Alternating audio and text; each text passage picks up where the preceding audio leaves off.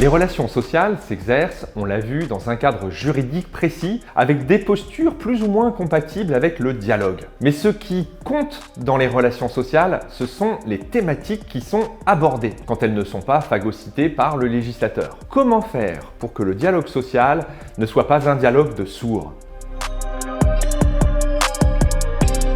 Il s'agit d'appréhender les thèmes obligatoires, ceux versés à la discussion par l'externe, dans la position du judoka qui utilise la contrainte et la met à son avantage pour répondre finalement à un enjeu auquel l'entreprise est confrontée. Prenons des exemples. Le plus connu, mais un peu vieux maintenant, ce sont les 35 heures.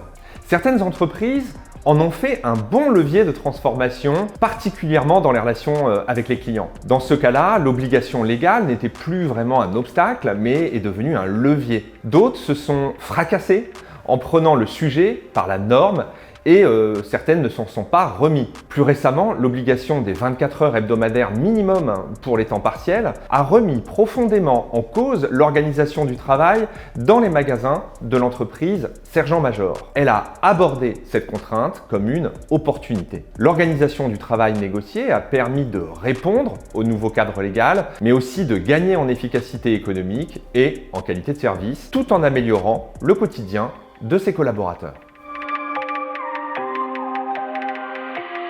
Reste une condition à remplir. Des relations sociales de qualité ne peuvent se construire que si elles sont enrichies en idées, en propositions, en contenu. Le statut de représentant du personnel se limite trop souvent au partage d'informations formelles, aux négociations annuelles obligatoires, à l'attribution des crédits d'heures et, hélas, à une forme de protection contre le licenciement. Pour enrichir les échanges, je vous suggère de vous former en tant que DRH à la négociation et surtout former les dirigeants. Soyons clairs, rien ne prédispose les patrons à savoir bien aborder les relations sociales. Beaucoup de jeunes dirigeants sont perdus quand ils découvrent les instances partenariales. Faire monter en compétence les partenaires sociaux eux-mêmes. Cela nous arrive d'intervenir avec la direction générale et d'animer des sessions où on va parler d'économie, de stratégie sur la base de benchmark, de tendances sociétales. Cela enrichit considérablement les débats et accélère en fait les négociations. Ne jamais jouer la base des salariés contre les organisations syndicales. Ça peut être tentant parfois de montrer aux syndicats que les collaborateurs sont en accord avec vous, avec des sondages, etc.